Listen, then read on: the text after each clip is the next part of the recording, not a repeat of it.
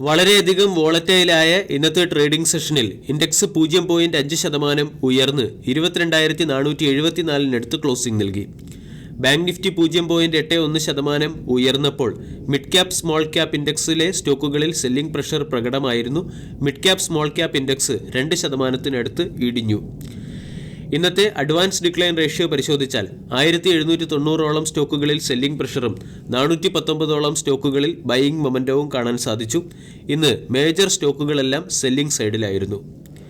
Regulatory റിസ്കിന്റെ പശ്ചാത്തലത്തിൽ ഇന്ന് ഹെവി സെല്ലിംഗ് കാണാൻ സാധിച്ച ഒരു സെക്ടറാണ് സിറ്റി ഗ്യാസ് ഡിസ്ട്രിബ്യൂഷൻ സെക്ടർ.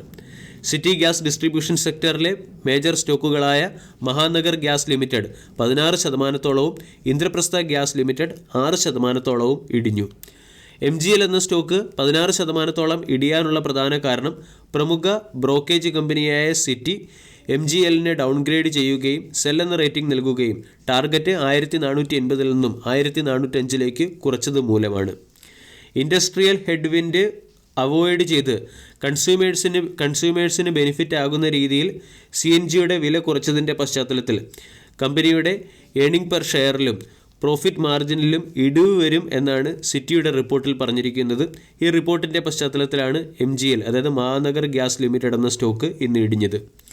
മുംബൈയിലെ CNGയുടെ വില Mahanagar gas limited ₹2.50 per kilogram എന്ന റേറ്റിൽ കുറച്ചിട്ടുണ്ട്.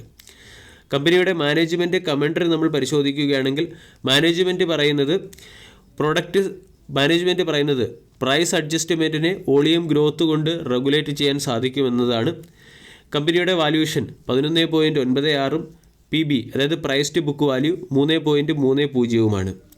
റീസെൻ്റ്ലി ഈ കമ്പനിയിൽ പ്രൊമോട്ടേഴ്സിന് 35.20% സ്റ്റേക്ക് ഹോൾഡിംഗുമുണ്ട്.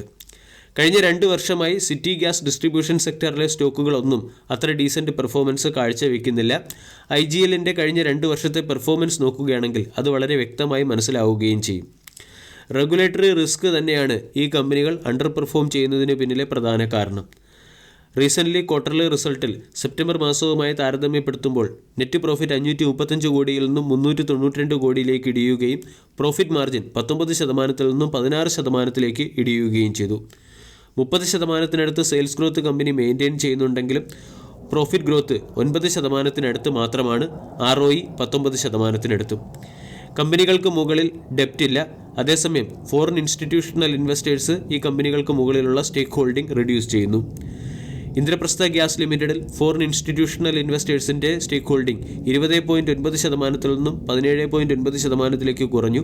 DISൻ്റെ സ്റ്റേക്ക് ഹോൾഡിംഗ് 21-ൽ നിന്നും 22%-ലേക്ക് ഉയർന്നപ്പോൾ പബ്ലിക് സ്റ്റേക്ക് ഹോൾഡിംഗ് 7.8%-ൽ നിന്നും 9.3%-ലേക്ക് ഉയർന്നിട്ടുണ്ട്. ഇന്ദ്രപ്രസ്ഥ ഗ്യാസ് ലിമിറ്റഡ് എന്ന സ്റ്റോക്ക് 450 എന്ന സോണിൽ നിന്നും ഇടിഞ്ഞ് 430 എന്ന ലെവലിലേക്ക് എത്തി.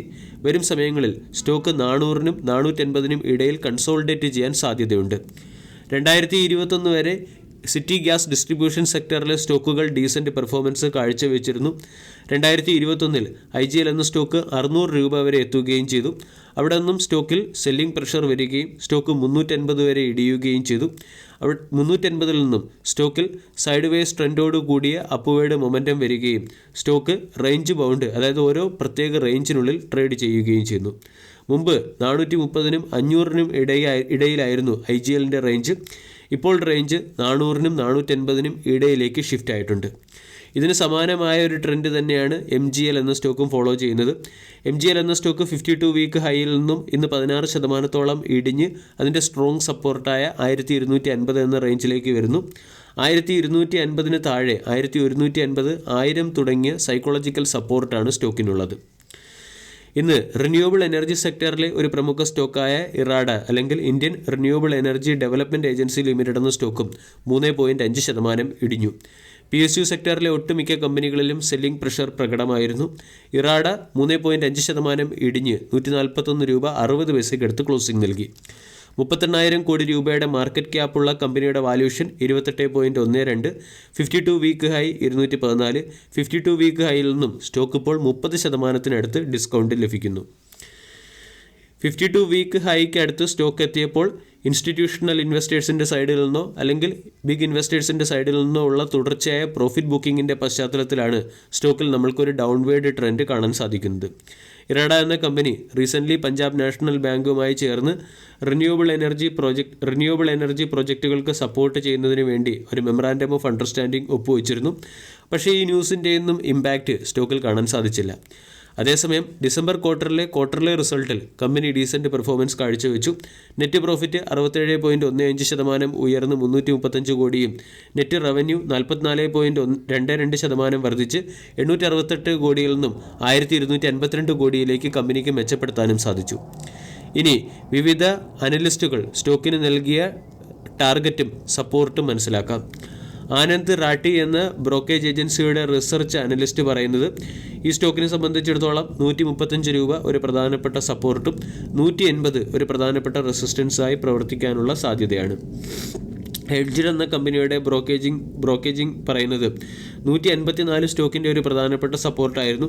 184 എന്ന സപ്പോർട്ട് നഷ്ടമായ സ്ഥിതിക്ക് സ്റ്റോക്ക് 127, 128 എന്ന റേഞ്ചിലേക്ക് എത്താനുള്ള സാധ്യതയുണ്ട്. 127-128 എന്ന റേഞ്ചിൽ സ്റ്റോക്കിനെ അക്യുമുലേറ്റ് ചെയ്യാൻ ആഗ്രഹിക്കുന്നവർ 113 രൂപയുടെ സ്റ്റോപ്പ് ലോസ് മെയിൻറ്റെയിൻ ചെയ്യണമെന്നാണ്. ടിപ്സ് ടു ട്രേഡേഴ്സിൻ്റെ അനലിസ്റ്റ് പറയുന്നത് 141 സ്റ്റോക്കിൻ്റെ ഒരു സ്ട്രോങ് സപ്പോർട്ടായിരുന്നു. 141 സപ്പോർട്ട് മറികടക്കുകയാണെങ്കിൽ സ്റ്റോക്ക് 125 രൂപ എന്ന റേഞ്ചിലേക്ക് എത്താനുള്ള സാധ്യതയുണ്ട്. ഓവറാൾ ബ്രോക്കേജ് ഏജൻസികളുടെ റിപ്പോർട്ട് നമ്മൾ സമ്മറൈസ് ചെയ്യുകയാണെങ്കിൽ 141 സ്റ്റോക്കിൻ്റെ ഒരു സപ്പോർട്ട് സോൺ തന്നെയാണ്. ഈ 141 സപ്പോർട്ട് നഷ്ടമായാൽ 135, 125 തുടങ്ങിയ റേഞ്ചുകളെ സ്റ്റോക്ക് ടെസ്റ്റ് ചെയ്യാനുള്ള സാധ്യത കൂടുതലാണ്. സ്റ്റോക്കിൻ്റെ ട്രെൻഡ് ബിയറിഷായി മാറിക്കഴിഞ്ഞു. ഇവിടെ ലോവർ ഹൈ ലോവർ ലോ രീതിയിലുള്ള ഒരു ബിയറിഷ് പാറ്റേൺ ആണ് ഫോളോ ചെയ്യുന്നത്. വീഡിയോ എല്ലാവർക്കും ഇഷ്ടമായി എന്ന് വിശ്വസിക്കുന്നു. താങ്ക്